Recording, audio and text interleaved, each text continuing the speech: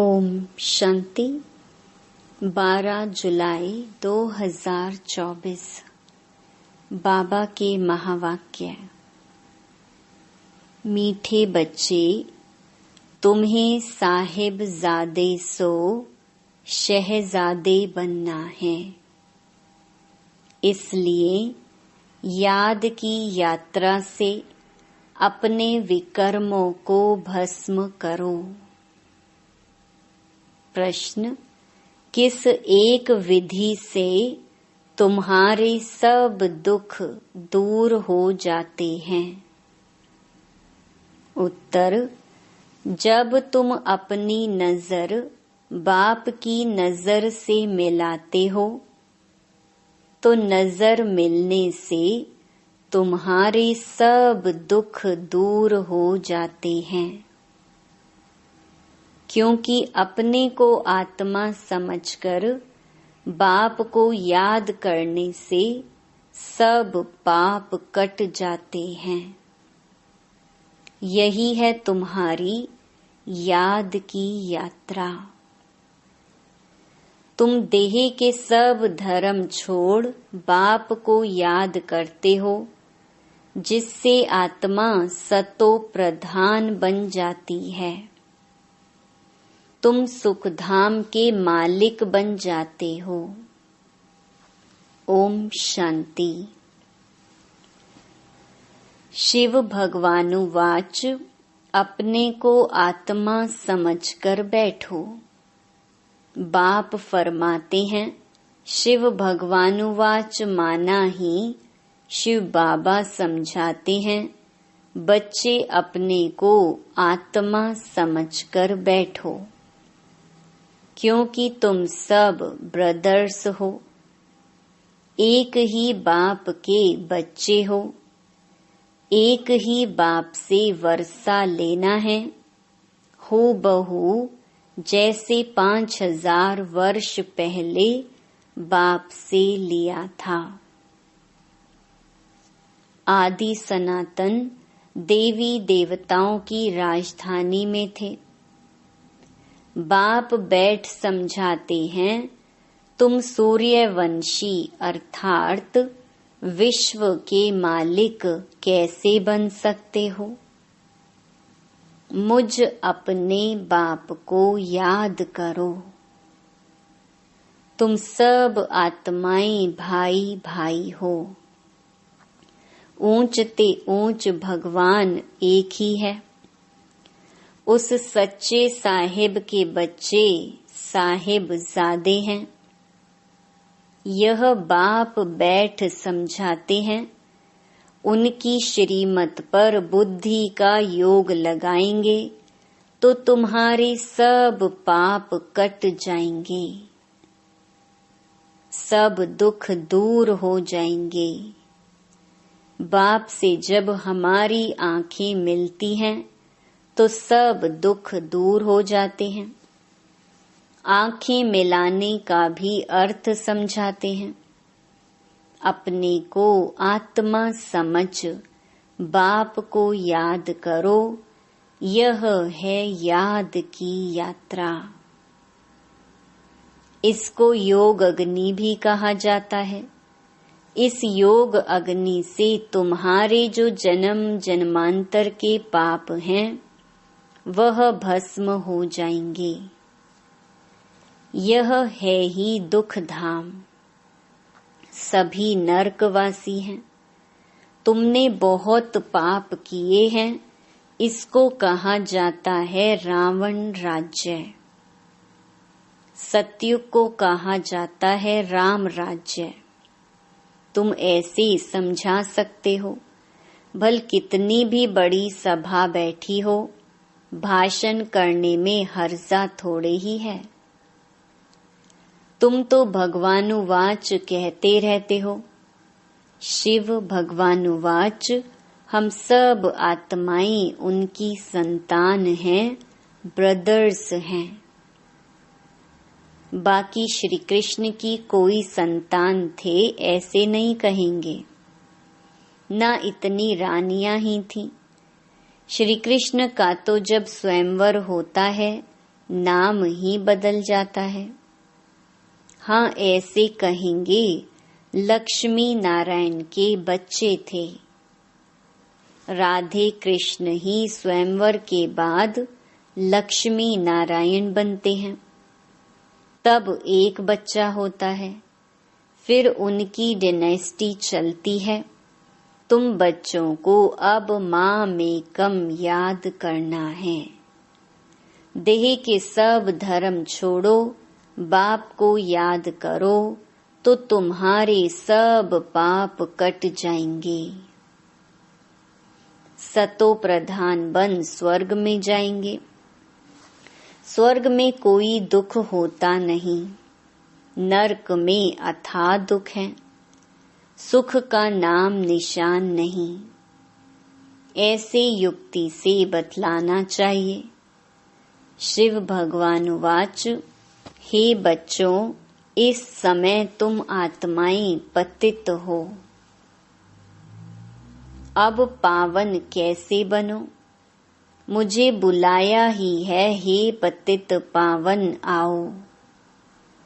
पावन होते ही हैं सतयुग में, पतित होते हैं कलयुग में।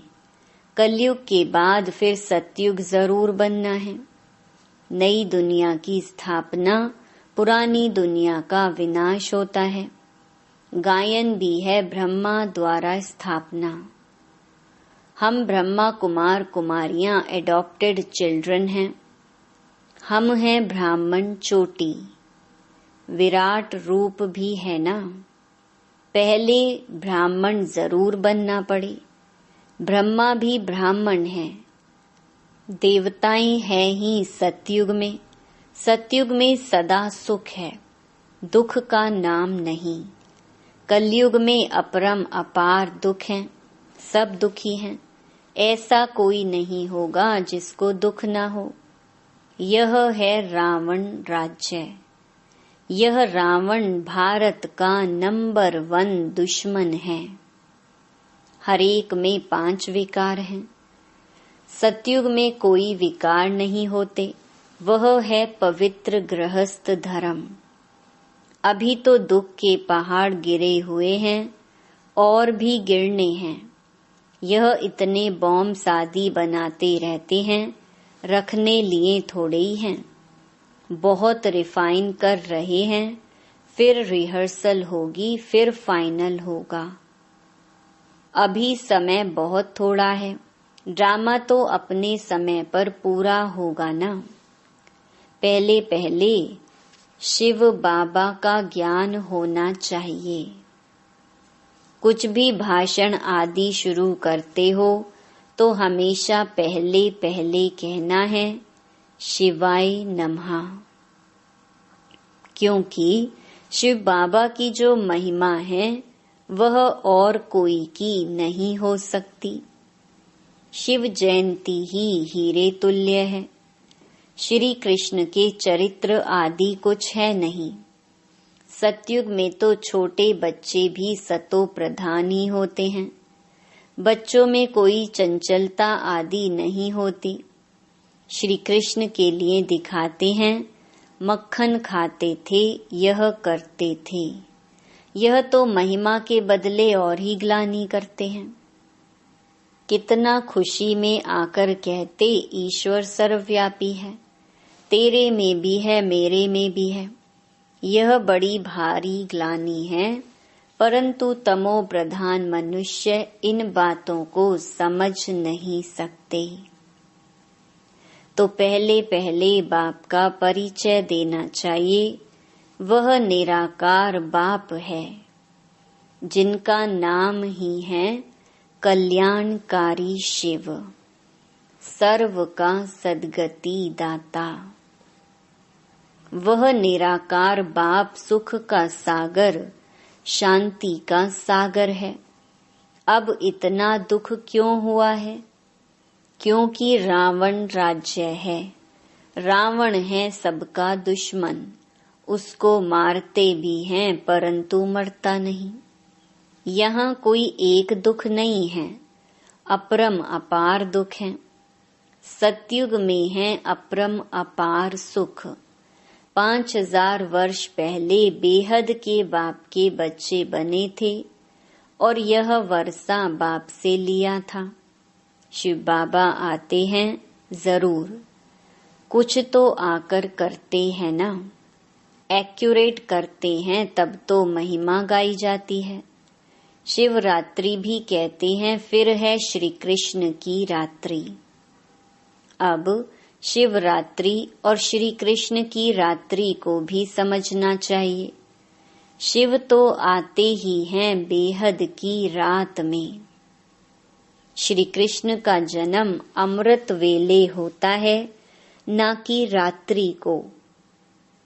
शिव की रात्रि मनाते हैं परंतु उनकी कोई तिथि तारीख नहीं। श्री कृष्ण का जन्म होता है अमृत वेले।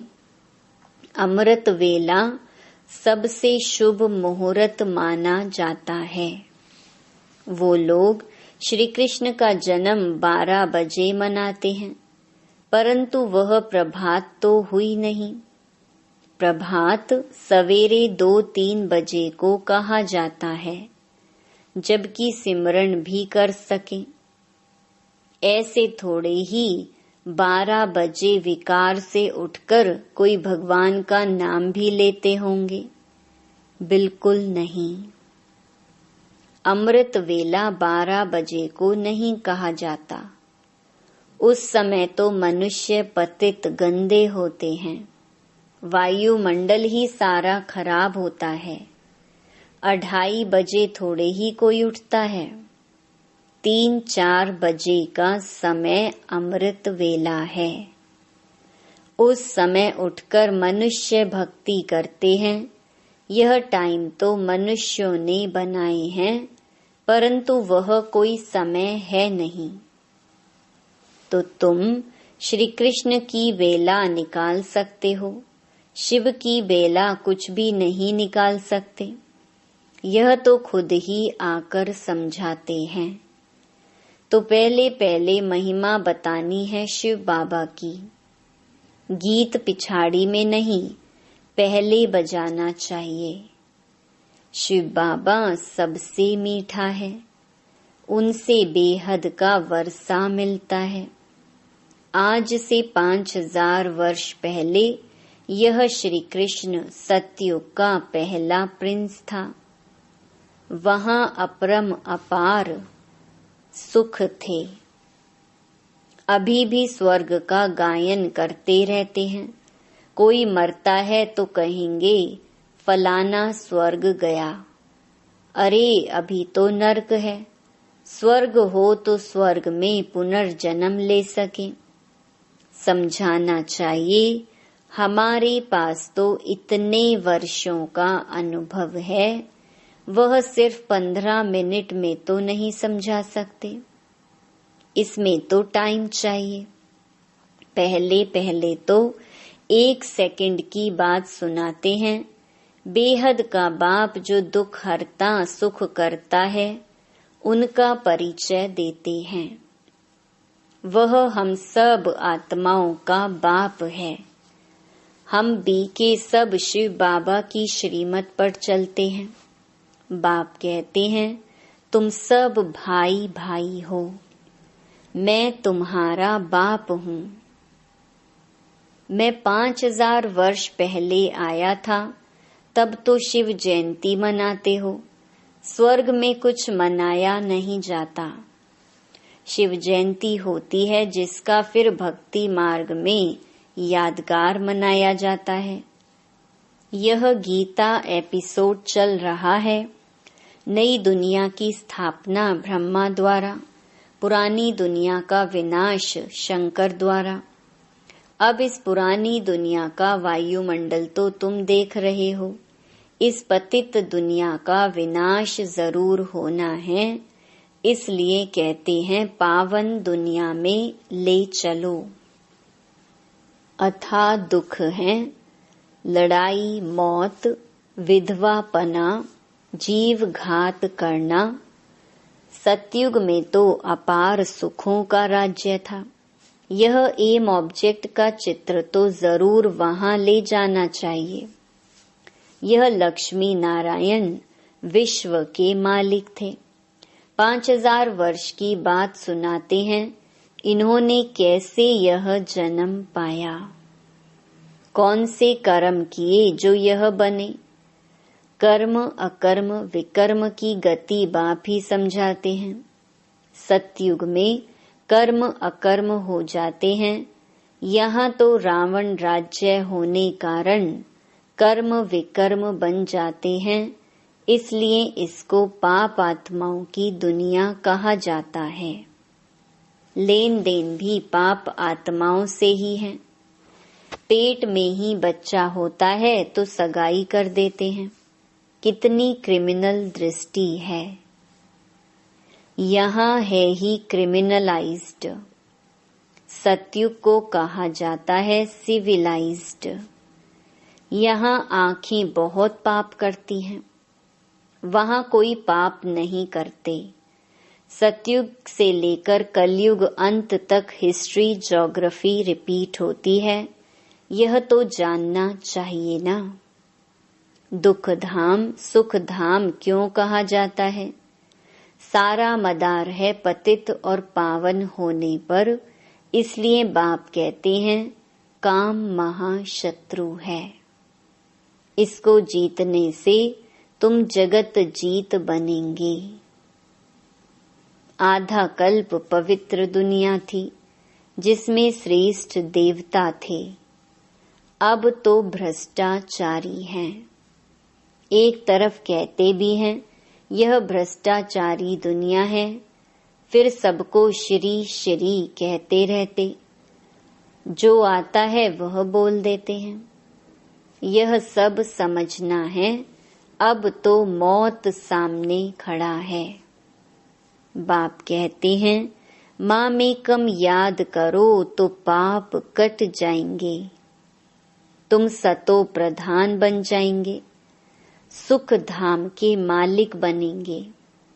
अभी तो है ही दुख, कितना भी वे लोग कॉन्फ्रेंस करें, संगठन करें, परंतु इनसे कुछ होना नहीं है।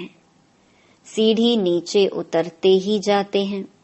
बाप अपना कार्य अपने बच्चों द्वारा कर रहे हैं। तुमने पुकारा है पतित पावन आओ, तो मैं अपने समय पर आया हुआ हूँ। यदा यदा ही धर्मस्य, इसका अर्थ भी नहीं जानते। बुलाते हैं तो जरूर खुद पतित हैं। बाप कहते हैं रावण ने तुमको पतित बनाया है, अब मैं पावन बनाने आया हूँ। वह पावन दुनिया थी, अब पतित दुनिया है। 5 विकार सब में हैं, अपरमपार दुख हैं, सब तरफ अशांति ही अशांति है। जब तुम बिल्कुल तमो प्रधान पाप आत्मा बन जाते हो, तब मैं आता हूँ। जो मुझे सर्वव्यापी कह मेरा अपकार करते हैं, ऐसे ऐसे का भी मैं उपकार करने आता हूँ। मुझे तुम निमंत्रण देते हो कि इस पतित रावण की दुनिया में आओ, पतित शरीर में आओ। मुझे भी रथ तो चाहिए ना, पावन रथ तो चाहिए नहीं। रावण राज्य में है ही पतित, पावन कोई है नहीं। सब विकार से ही पैदा होते हैं। यह विशियस वर्ल्ड है, वह है वाइसलेस वर्ल्ड। अब तुम तमो प्रधान से सतो प्रधान कैसे बनेंगे? पतित पावन तो मैं ही हूँ। मेरे साथ योग लगाओ, भारत का प्राचीन राजयोग यह है। आएंगे भी जरूर गृहस्थ मार्ग में। कैसे वंडरफुल रीति आते हैं, यह पिता भी है तो माँ भी है। क्योंकि गौमुख चाहिए जिससे अमृत निकले। तो यह मात पिता है। फिर माताओं को संभालने के लिए सरस्वती को हेड रखा है। उनको कहा जाता है जगत अम्बा।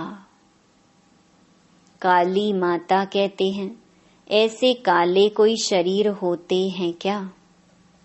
श्री कृष्ण को काला कर दिया है क्योंकि काम चिता पर चढ़ काले बन गए हैं।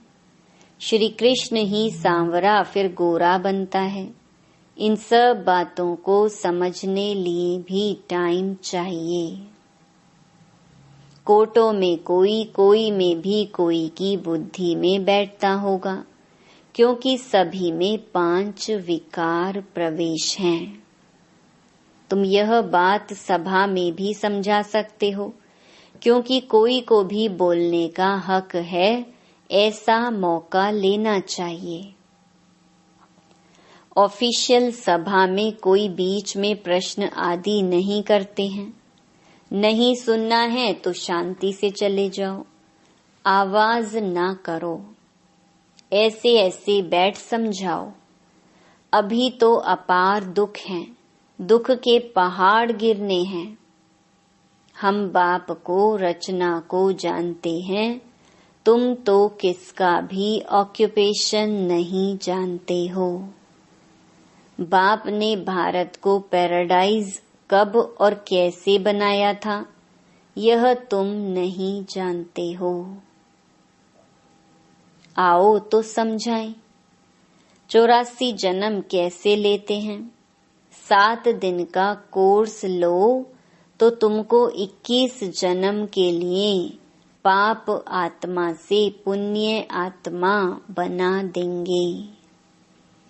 अच्छा, मीठे मीठे सिकिलधे बच्चों प्रति माता पिता बाप दादा का याद प्यार और गुड मॉर्निंग। रूहानी बाप की रूहानी बच्चों को नमस्ते। धारणा के लिए मुख्य सार। पहला, कर्म अकर्म विकर्म की गुहिया गति जो बाप ने समझाई है, वह बुद्धि में रख पाप आत्माओं से अब लेन देन नहीं करनी है। दूसरा, श्रीमत पर अपना बुद्धि योग एक बाप से लगाना है। सतो प्रधान बनने का पुरुषार्थ करना है। दुख धाम को सुख धाम बनाने के लिए पतित से पावन बनने का पुरुषार्थ करना है। क्रिमिनल दृष्टि को बदलना है। वरदान, नॉलेजफुल बन सर्व व्यर्थ के प्रश्नों को यज्ञ में स्वाहा करने वाले निर्विघ्न भव। जब कोई विघ्न आते हैं तो क्या क्योंकि अनेक प्रश्नों में चले जाते हो। प्रश्न चित्त बनना अर्थात परेशान होना। नॉलेजफुल बन यज्ञ में सर्व व्यर्थ प्रश्नों को स्वाहा कर दो तो आपका भी टाइम बचेगा और दूसरों का भी टाइम बच जाएगा।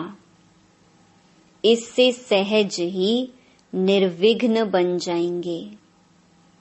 निश्चय और विजय जन्म सिद्ध अधिकार है। इस शान में रहो तो कभी भी परेशान नहीं होंगे। स्लोगन, सदा उत्साह में रहना और दूसरों को उत्साह दिलाना, यही आपका ऑक्यूपेशन है। ओम शांति।